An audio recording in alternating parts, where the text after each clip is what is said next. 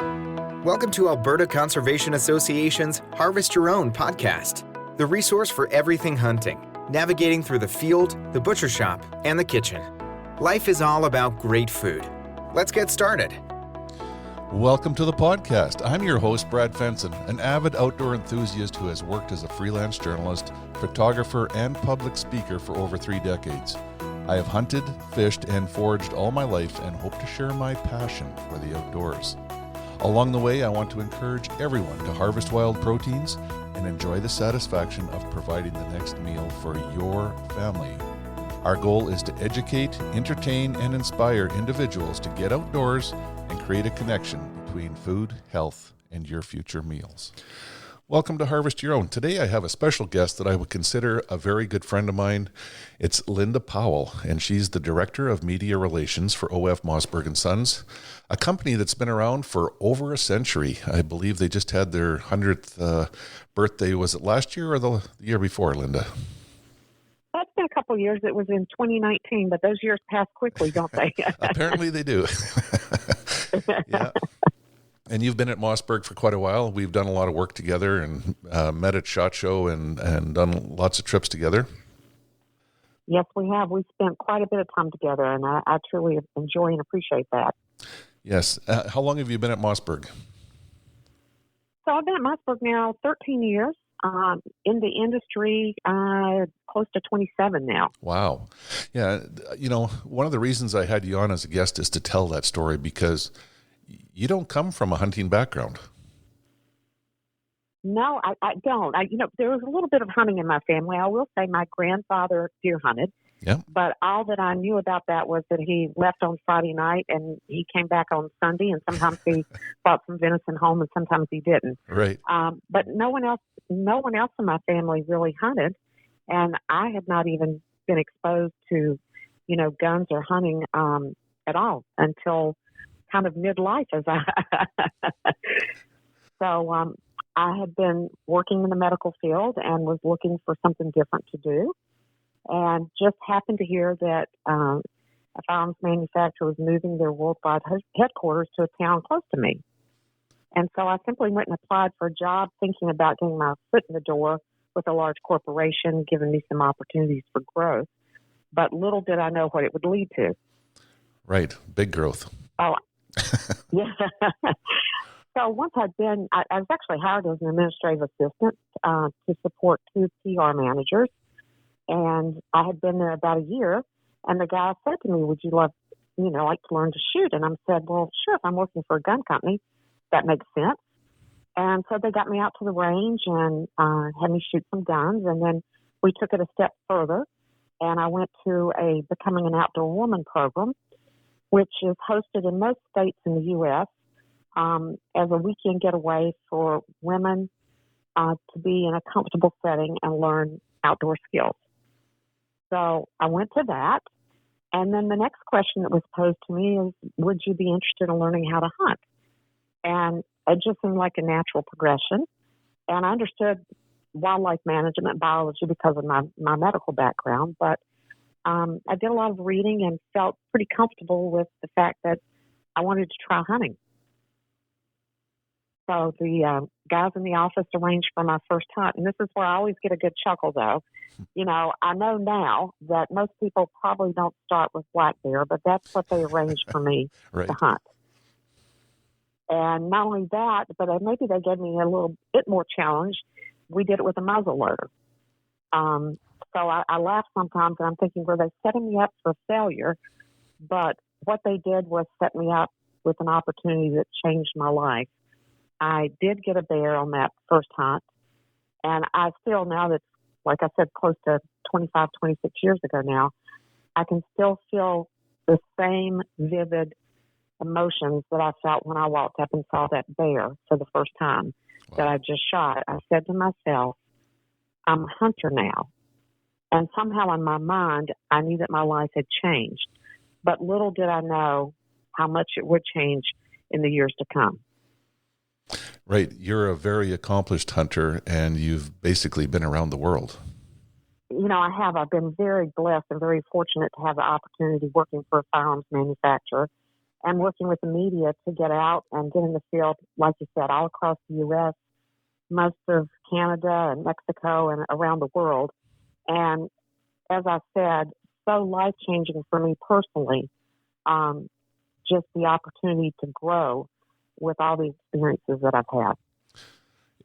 Did it steal the limelight in terms of your passions in life? Oh, absolutely. Yeah.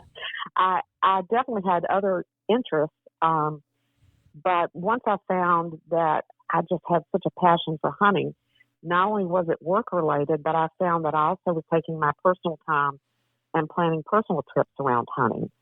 So it very much, in a way, consumed. But I think part of that was because I got such a late start. I was in my late 30s when I started, and I just felt like there was so much I had missed out on not growing up hunting and shooting that I felt like I had to just plan and do as much as I could to just soak it all up and experience it. It's interesting you say that. I've had a few guests on that have followed Harvest Your Own, never hunted before, didn't have any family mentors or even a mentor of any kind, and got started. And I watch them today, and they're like, they use every day of the season. It's like they're trying to catch up that they missed out on things. Yeah, it's hard to explain, but, sometimes I'm a little disappointed that I didn't have that opportunity to have a mentor when I was young and grow up hunting and shooting. But then I'm not sure that I would truly appreciate it as much as I do now, having gotten a later start. I'm sure both have their advantages, but I guess the best message is it's never too late to get started. That's right. And, when I share my story, and particularly with other women, that's what I really like to encourage them. It's never too late to try it. You may not find that you don't like it, or maybe you find certain aspects of it you like. Maybe you like turkey hunting or deer hunting, or maybe you like shooting competitively. But it's such an incredible experience to learn to hunt and to shoot. And it also provided me, I think, such great strength in other areas of my life that I learned through hunting and shooting. Give me some examples, please. You got my interest now. Well, I think one of the biggest things is stepping outside of my comfort zone. So often we don't choose to do that. I mean, I grew up pretty much, like I said, city girl type situation. And for me to even venture out in the woods, much less on my own, or to go walk into a deer stand in the dark or come out in the dark, ride a horse. I mean, there's so many things that I have done that have shown me that I have strengths that I wasn't aware of. And again, that plays out through all aspects of your life. If you have that courage to try, you can surprise yourself. Yeah, that's interesting. Stepping back to look at things, you've had a hunting career that most people would be envious of, but I say good for you for stepping up and doing it and finding the wherewithal for taking on the adventure. Go back to when you first started. How important was it to have people to introduce you to shooting before hunting? Did it actually, was it a progression that was natural and made you want to go to the next one? I think so.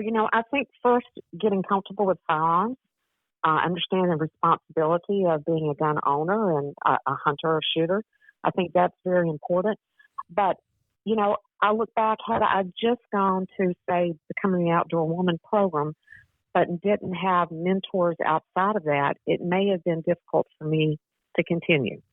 And I think that's why being a mentor is so important now, because it's like you can help the person take the next step. Maybe they don't know what the next step is, but it's always helpful to have someone that you're comfortable with to help kind of guide you on the path.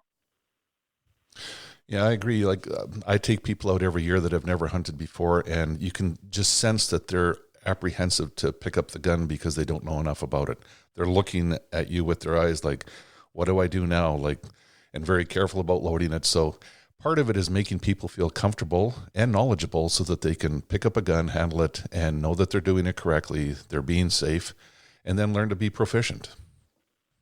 Exactly. And also, I think one of the keys when you're being a mentor is make sure that you make it fun for them, that they enjoy it as well. And I think that's a big part of it. Doesn't matter what age you are. I mean, just like going out and plinking, shooting at tin cans is a blast. So trying to incorporate some aspects of it that make it fun. Oh, absolutely. I take my girls out all the time. They don't shoot any big guns or anything, but we have bow and arrows in the backyard, and they just have a blast with it. And of course, they do have some Mossberg Money Girl 410s for when they're a little bit bigger. They always ask to see them already. They want to see them, and they actually are learning how to handle firearms at a very young age and do it properly, which makes my heart warm. But they're eager to go when they just need to grow a little more. Yeah, that's one of my favorite things to do. I've been very fortunate to share. In fact, I have nieces and nephews, and great nieces and nephews. And one of my joys is when a new baby's born in our family, they get a gun, shotgun usually as their first. And then every 5th birthday, so when they're 5 and they're 10, Aunt Linda gives them another gun. So that by the time that they're an adult, they should have a nice little collection of guns to start with. Right. Something for plinking and something for birds and something for big game. Exactly. I think it's a great tradition. And, I should mention that you did send those guns for our girls because you wanted to have the same influence. And we certainly appreciate it. And it means a lot to the girls even today. Even at a young age, they understand it. No, and, like I said, I'm really thankful that I'm able to do that. And it's important to me, I think, because I realized that I missed out on that at a young age, that I want to try to share it.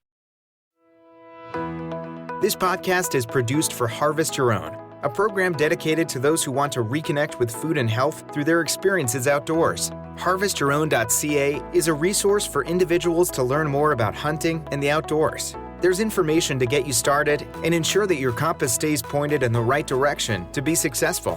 Where's your next meal coming from? I also believe mentoring goes beyond that. I think one of the things that I've really enjoyed as my growth has continued is sharing the outdoor experience with other women.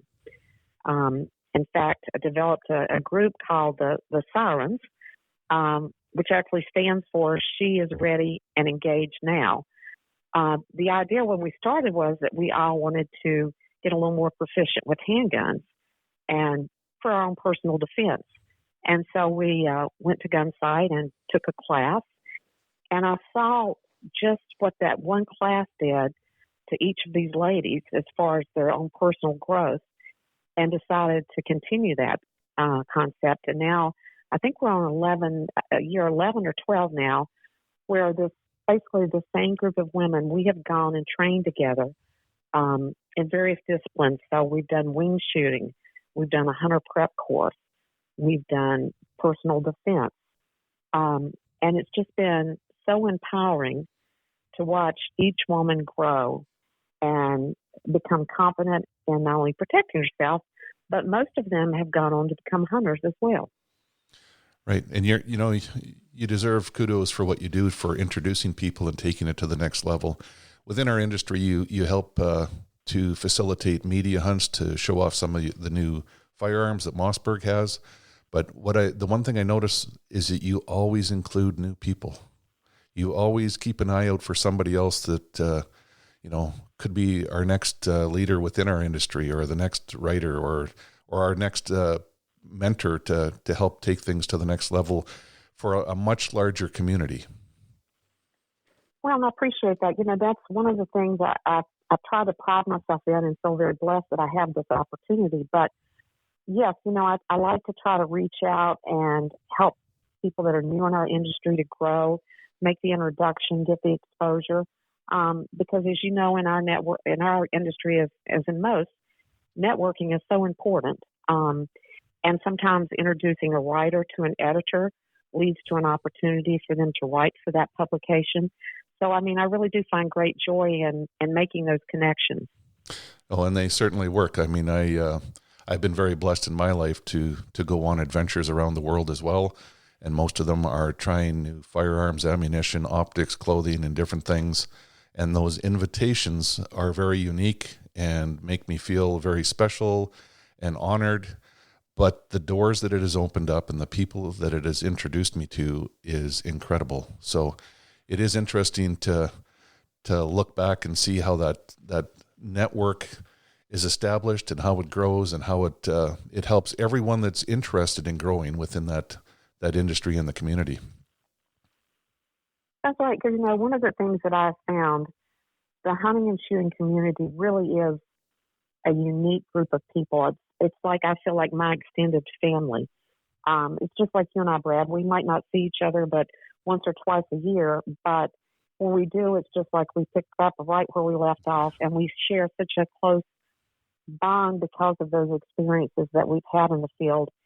And I think it's unfortunate that people that don't enjoy the outdoors and don't hunt don't understand what they're missing, like I said, with that really unique bond with nature and with the other people that you're spending time with in the field.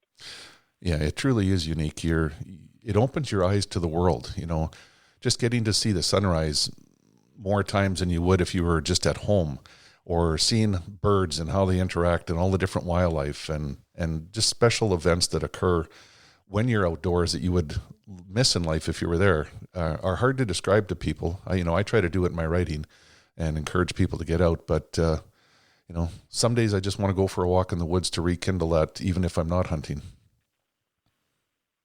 I agree. It brings a peace to me. That's kind of what I've sensed, to be able to go out, as you said, in the woods and just start to listen and watch to the things that are going on around you. Yes, it's an appreciation for what's out there. People often have the wrong idea about hunters and that they just take, but we take in a lot more than what we do in venison or birds or anything else. There's great rewards in being outdoors and being a hunter. Like I said, it really does open your eyes to the world and what's out there that we can enjoy and explore and turn into a true life adventure. That's so true. Yeah. I do like your SIREN concept, and I would, encourage people that are new to hunting or see family or friends that are trying to get into it to form similar groups. There's a lot to be said about a bunch of ladies getting together and feeling comfortable with each other to grow their passion, their understanding, their knowledge, their proficiency. Did I miss anything in that? Because it sounds like that's exactly what's occurred. No.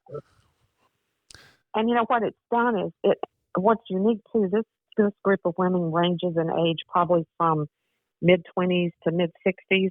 If you would look at us as a group of individuals, you'd think that we possibly couldn't have much in common, but that's what's so unique about the shared experience. It's brought us all together, and we've developed such a deep friendship that we even spend time together outside of our training class. So we've just developed such incredible bond. Right. I'm guessing that might include some Rick Springfield concerts. There are a few of us that go to that. Don't give away all my secrets, Brad. Well, we're talking about passions in life, so I really couldn't leave that one out. That's true. I might have a little bit of an obsession with Rick Springfield. Yeah, that's and funny. I've been to one or two concerts. Yes, a year. Correct. Yeah. These groups that you have you seen any of these ladies go back to their families or communities and stuff and spider web that SIREN approach to things? Definitely. I think it opens up everyone's eyes to that. I think one of the best moments for me, though, is we had an individual, a lady who her whole family hunted, but she had no interest in it. She wasn't opposed to it. She just hadn't been exposed to it. And she came to our classes several years, and she listened to some of us talking about our hunting experiences and that sort of thing. And she went home after class one year and said to her husband, I think I want to try hunting. Now, he laughed. He said, I've been trying to get her to go hunting for years. If I had known all it would have taken was to send her off with the girls, I would have sent her sooner. But she actually then, he worked with her, and she started hunting there in her own backyard in West Virginia. And she's been to Africa now and hunted several other places. So that's the kind of growth that is so rewarding to see.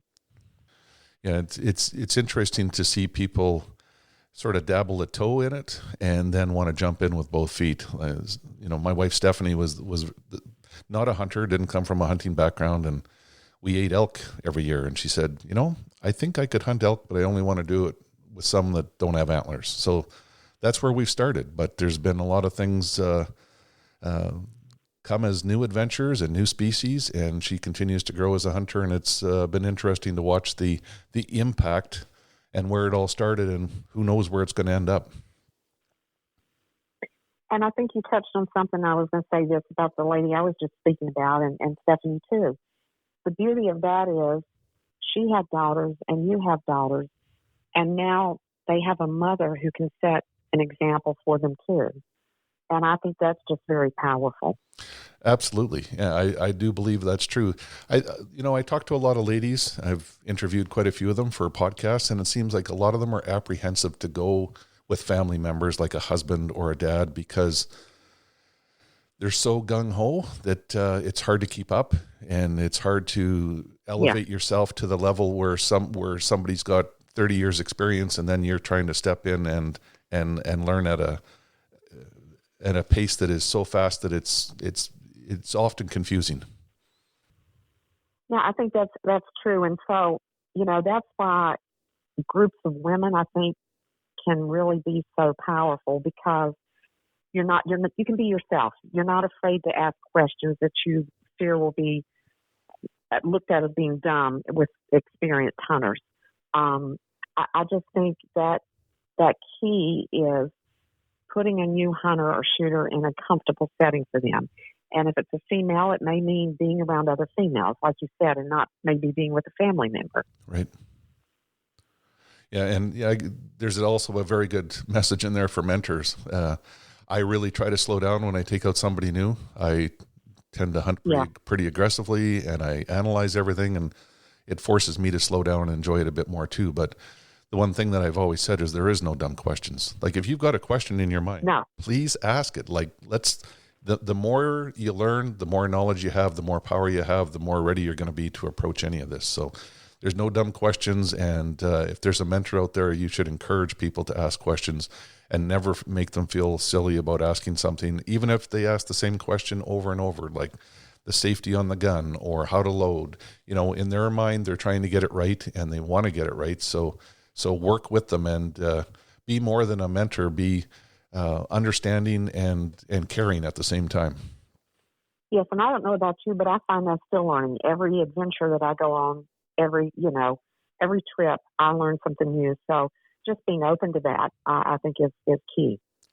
Oh, absolutely. And, people like you and me, we get to try different firearms and stuff all the time. And if I'm not used to the operation of one, I'm not even afraid to say, hey, why don't you run through this with me once? Exactly. This podcast was made possible by Alberta Conservation Association and the Harvest Your Own community. If you're interested in harvesting your own food, there's a comprehensive collection of information to gain insight and knowledge. Head to the field, harvest your own protein, prepare it, and taste the results. HarvestYourOwn.ca is a library of information from getting started and geared up to processing, butchering, and cooking wild game to make the connection between health and food. Let's go back to your hunting a little bit. I think we've sort of set a stage to get people interested in going, and maybe get together with some friends, some other ladies, families, however they're going to approach it, they can do it. You started with black bear, but you've hunted a wide range of things. What do you think are good species to start with? Is it waterfowl because you get to pull the trigger lots, or is it deer because you want to provide food for your family and that's important? Well, I think there's several ways to approach it. I think in looking back, starting with small game in my mind is a great way to start. For someone that's going to be hunt with rifles, I look at maybe possibly squirrel hunting. Yep. Because you learn the techniques of spotting and stalking and a precision shot. That's one aspect. Turkey hunting is a lot of fun. Bird hunting, I think, is great. But I think really goes back to maybe the individual's interest. When you said Stephanie liked eating elk and she was interested in hunting elk, I had a similar situation with my own son. He wasn't really interested in hunting, but he loved wild game. And his favorite was turkey. And so after dinner one night when we'd had wild turkey, he had said to me, kind of the same thing, I think I'd like to hunt turkey. So I think maybe listening to the individual and what they have interest in and what their comfort level is. Also, of course, what species are available. But again, I think keeping in mind and keeping it fun, where they maybe will see lots of animals, where they'll have lots of opportunities, that's probably a good place to start. Yeah, here in Western Canada, we have pretty good grouse populations, and rough grouse are a great species to start with. We have two disciplines in Alberta. People either love to shoot them with a .22 rimfire, or they use sub-gauge shotguns. But lots of fun, lots of opportunity, and that's what I cut my teeth on. My dad let me shoot rough grouse when I was younger, and it's still one of my absolute favorites to get into the boreal forest and find some of those wonderful birds to not only hunt but grace the table afterwards. So first-time species are often important to people. It tends to be their favorite. And going back, looking at your hunting career, would you say black bears are one of your favorite? I'm afraid that's another one of my obsessions. And, I'm sure with that being the first species that I hunted had a, definite impact. But the other thing sometimes that people may not know, I grew up in North Carolina, and we have the Great Smoky Mountains, and they have a pretty high population of black bears. And when I was young, my family vacationed quite a bit in the mountains, and my sister and I would be glued to the windows looking for black bears along the drive. Oh, wow. And so I've always had that fascination with bears, but then to be able to hunt them, and now I've hunted them quite a bit, I just have such great admiration for them. They're just an incredible predator, and just amazes me the terrain where they live. What great animals they are. Yeah, and that appreciation comes with any species that you start to pursue. The more you learn about it and their habitat and their lifestyle and how they interact with different things, it's what draws you back for more. You want to do it again. Once is never enough. No, that's true. That's so true. Yeah. I'm going to call on a little bit of your expertise here too. Working for firearms companies for the last 27 years, you've got a pretty good understanding of matching a person with the right equipment for the field. How important is it to have the right shotgun or rifle for people, and what should they look at when purchasing one or getting started? That's critical. That can determine whether somebody continues in the sport or not.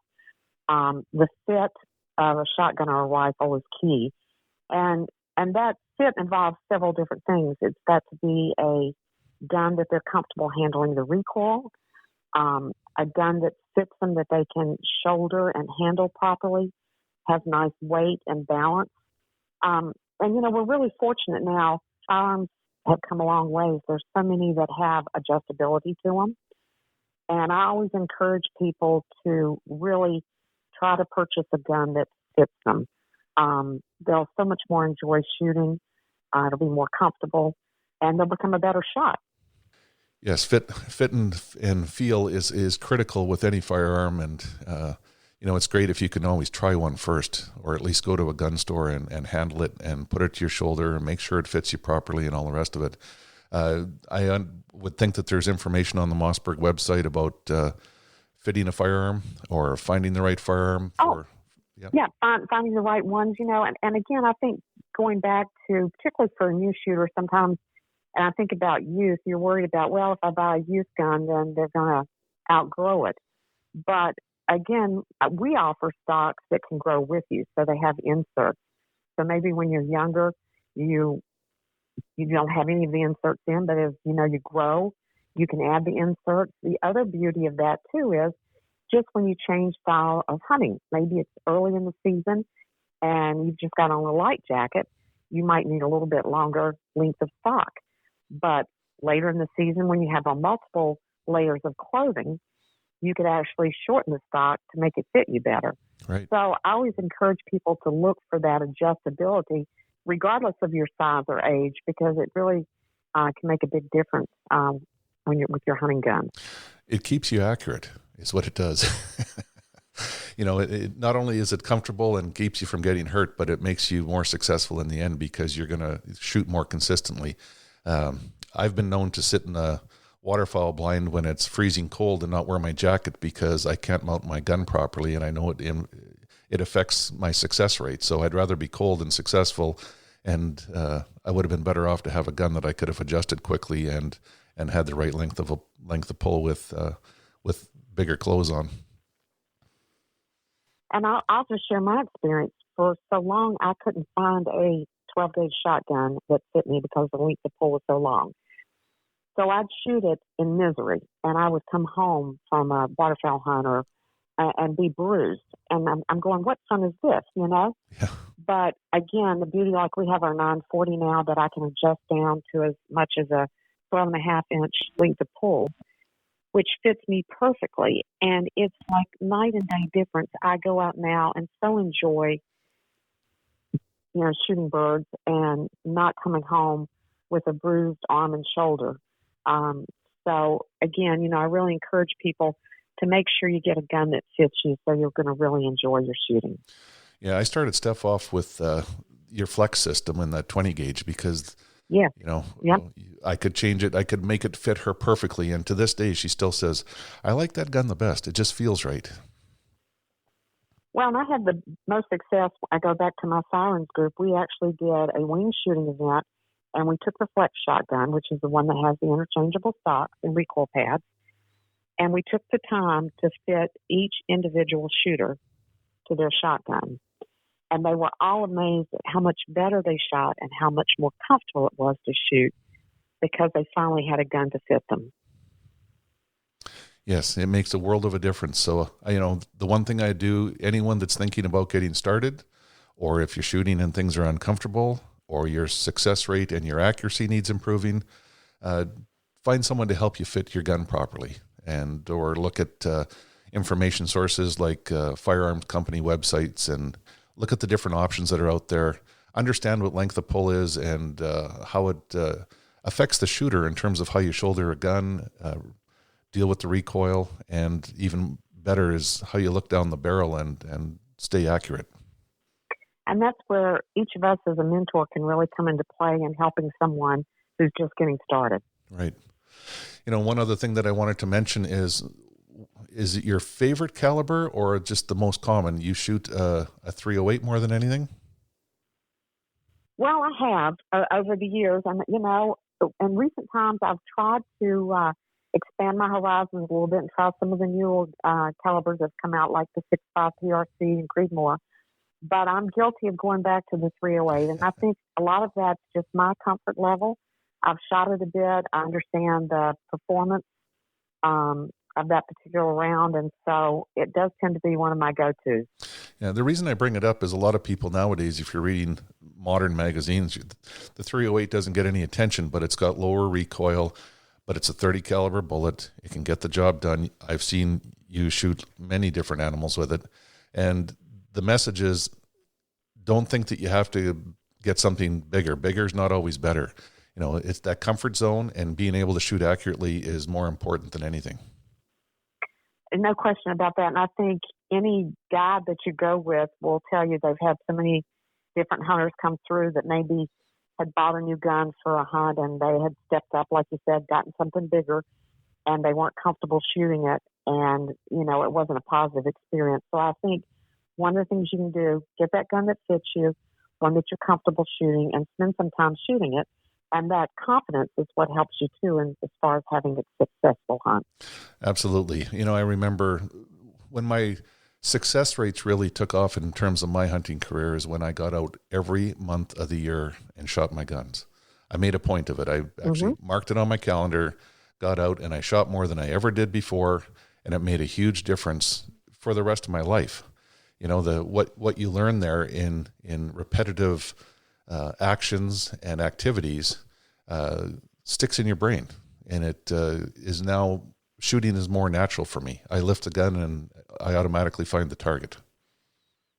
It's like anything else. It's that muscle memory. Right. Your body finally just knows how to mount the gun, trigger control, all the things just come into play. And the other thing I do, if you can, I encourage people to continue to get ongoing training.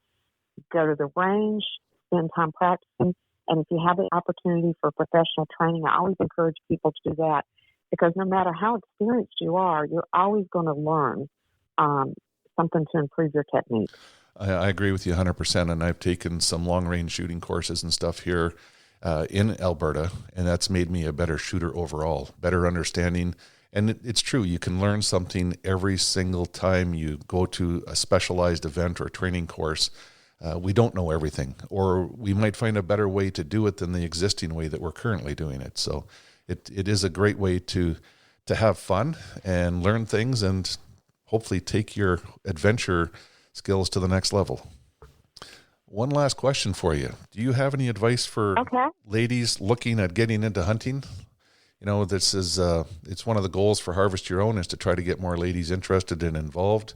I think your story is a great one. I know you encourage lots of women to get out and empower them to do so. What advice have you got for ladies that are thinking about it but haven't yet stepped forward? Well, the first thing I'd say is don't be afraid to ask. Let people know that you're interested in learning to hunt and to shoot. I think so often we're hesitant to speak up. And I know women that I have encountered over the years that said, well, I was interested in going, but no one ever asked me. Not thinking that maybe you need to let them know that you're interested. The next thing then is, trying to find a mentor if you can. If you don't know somebody personally, check with local gun clubs, wildlife agencies. Many of them have programs to get out and help you, get introduced to different types of hunting and shooting. And again, don't be afraid to ask the questions that you have. Knowledge is power, and the more that you know, the better that you'll be at the sport. So, again, let people know that you're interested. Try to find a mentor and get out and give it a try. You might really surprise yourself at what strengths you have and what you can accomplish that you never envisioned that you would. Yeah, I think that's great advice. Don't be timid. Be timid with everything else in life, but if you want to experience new things, step up, ask the questions, and I'm sure somebody's going to be in your life scope somewhere to step up and help you. Exactly. Yeah. Well, thank you very much. I appreciate your story. I think it's a great one. Not only have you had a tremendous life of hunting, but you've shared that with others and empowered so many people that it's a privilege to know you and to be able to share a lot of that with you yourself, Linda. Thank you, Brad. That's very kind. I appreciate it. Like I said, I'm the one that's been blessed. Yeah, it's funny how we feel that way when we get to share things, and you are part of our family. We talk about Linda lots and always appreciate it, a chance to talk to you and see you. Thank you very much for coming on. We hope to inspire people to reconnect with nature and appreciate where your food comes from by harvesting your own. For more information on getting started or to learn specifics about the Field to Fork experience, visit harvestyourown.ca and follow on Facebook and Instagram. Check back often for new material, recipes, and videos that are posted regularly. Please subscribe to Harvest Your Own podcast and take the time to rate and review the show to help us build a dedicated core of passionate hunters as our regular audience. Until next time, embrace the outdoors and all it has to offer. Thanks for joining us.